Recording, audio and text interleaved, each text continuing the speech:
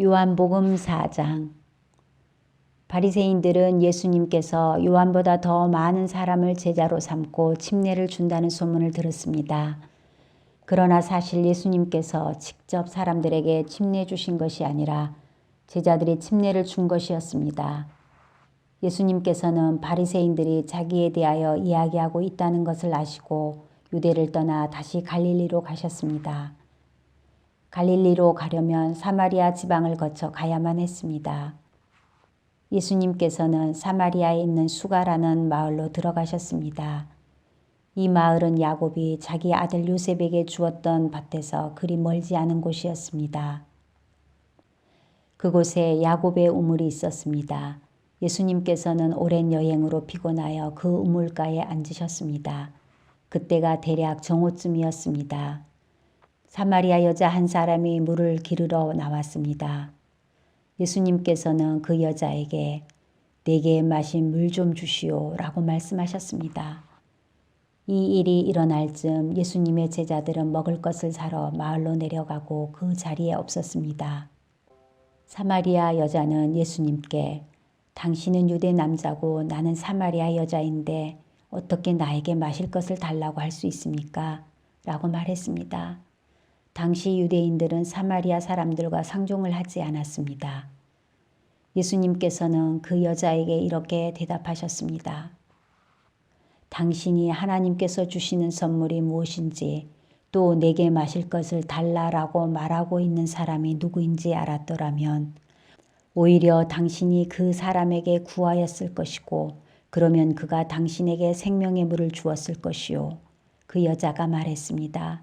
선생님, 당신에게는 물 기를 도구도 없고 이 물은 매우 깊은데 어디서 그 생명의 물을 구한단 말입니까? 당신이 우리 조상 야곱보다 더 큰 분이란 말씀이십니까? 야곱은 우리에게 이 우물을 주신 분입니다.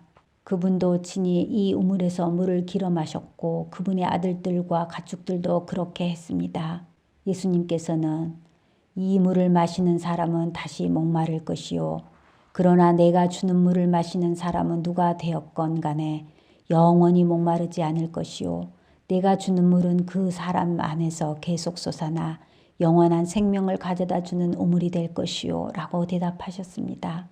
사마리아 여자는 예수님께 예수님, 저에게 그런 물을 주셔서 제가 다시는 목이 마르지 않을 뿐더러 물을 기르러 여기에 오지 않게 해주십시오. 라고 말했습니다. 예수님께서는 그 여자에게 가서 당신 남편을 불러 이리로 데려오시오 라고 말씀하셨습니다. 그 여자는 예수님께 저는 남편이 없습니다 라고 대답했습니다. 그러자 예수님께서 당신이 남편이 없다는 한 말은 맞는 말이요. 실제로 당신은 남편이 5명이나 있었고 지금 당신과 함께 사는 남자도 당신 남편이 아니요. 당신이 방금 전에 말한 것은 틀린 말이 아니었소 라고 말씀하셨습니다. 그 여자는 선생님, 제가 보기에 선생님께서는 예언자십니다. 우리의 조상들은 이 산에서 예배하였으나 유대인들은 예배할 수 있는 유일한 장소는 예루살렘에 있다고 주장합니다. 라고 말했습니다. 예수님께서 이렇게 말씀하셨습니다. 여인이여 나를 믿으시오. 이 산에서도 아니고 예루살렘에서도 아닌 당신네들이 아버지께 예배할 때가 올 것이요. 사마리아 사람인 당신네들은 알지 못하는 것을 예배하나 우리 유대인들은 우리가 알고 있는 것을 예배하오. 그것은 구원이 유대인들로부터 나오기 때문이요. 그러나 참되게 예배하는 사람들이 영과 진리로 아버지께 예배할 때가 올 것인데 지금이 바로 그때요. 그리고 아버지께서는 이렇게 예배하는 사람들을 찾고 계시오. 아버지께서는 영이시기 때문에 아버지께 예배하는 사람들은 반드시 영과 진리로 예배해야만 하오. 그 여자는 그리스도라고 불리는 메시아가 오실 것이라는 사실을 알고 있습니다. 그분이 오시면 우리에게 모든 것을 설명해 주실 것입니다. 라고 말했습니다. 그러자 예수님께서 여자에게 말씀하셨습니다. 지금 당신과 이야기하고 있는 내가 바로 그 메시아요. 바로 그때 예수님의 제자들이 마을에서 돌아왔습니다. 그들은 예수님께 여자와 이야기하고 있는 것을 보고 무척 놀랐습니다. 그러나 아무도 선생님 무엇을 구하고 계십니까? 라거나 선생님 무슨 일로 그 여자와 이야기를 하고 계십니까? 라고 묻는 사람이 없었습니다.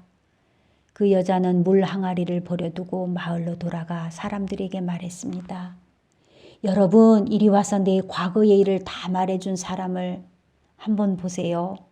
이분이 메시아가 아닐까요? 그러자 사람들이 마을에서 나와 예수님께로 왔습니다. 그 사이 제자들은 예수님께 선생님 음식을 좀 드시지요 라고 청했습니다.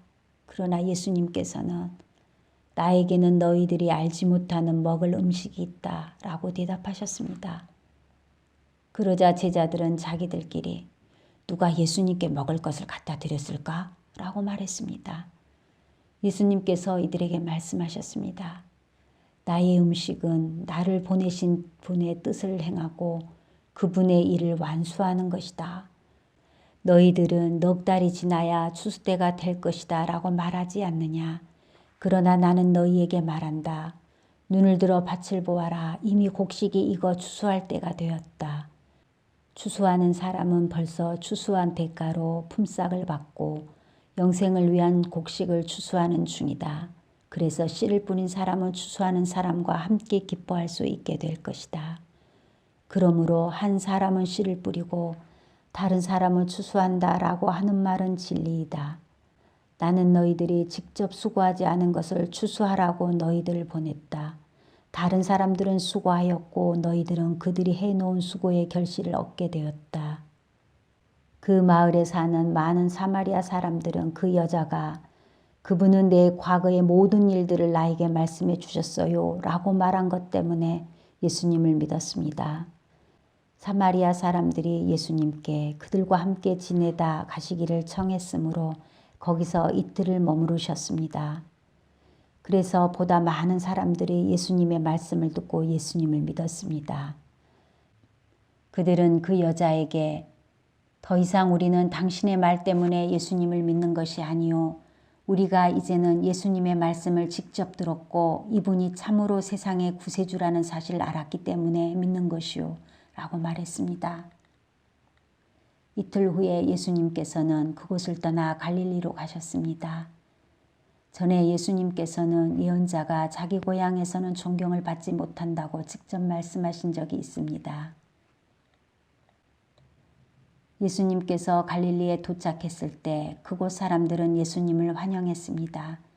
왜냐하면 그 사람들은 유월절에 예루살렘에서 예수님께서 하신 모든 일들을 보았으며 또한 자신들도 유월절에 그곳에 있었기 때문입니다. 예수님께서는 갈릴리 가나를 또 방문하셨습니다. 이곳은 예수님께서 물로 포도주를 만드셨던 곳입니다. 이곳에는 높은 지위를 가진 왕의 신하 한 사람이 살고 있었습니다. 그 신하의 아들은 병에 걸려 가버나움에 있었습니다. 왕의 신하는 예수님께서 유대 지방에서 갈릴리로 오셨다는 소식을 듣고 예수님께 찾아가 가버나움으로 오셔서 자기 아들을 낫게 해달라고 간청하였습니다. 그 신하의 아들은 거의 죽기 직전에 있었습니다. 예수님께서 왕의 신하에게 말씀하셨습니다. 너희는 표적과 기이한 것들을 보지 않으면 전혀 믿으려 하지 않는다. 그 신하가 말했습니다. 선생님, 제 아들이 죽기 전에 가버나움으로 오십시오. 예수님께서 대답하셨습니다. 가시오, 당신 아들은 살 것이오. 그 사람은 예수님께서 자기에게 하신 말씀을 믿고 집으로 갔습니다. 그 사람은 집으로 가는 도중에 자기의 하인들을 만나 자기 아들이 살아났다는 소식을 들었습니다. 왕의 신하가 자기 아들이 낫게 된 때를 묻자 하인들은 어제 오후 1시 무렵부터 열이 떨어졌습니다. 라고 대답했습니다. 아이 아버지는 그때가 바로 예수님께서 당신 아들은 살 것이오 라고 말씀하신 그 시각과 정확히 일치하는 것을 알고 자기와 그 집의 모든 사람이 예수님을 믿었습니다. 이것은 예수님께서 유대에서 갈릴리로 오신 후 행하신 두 번째 표적이었습니다.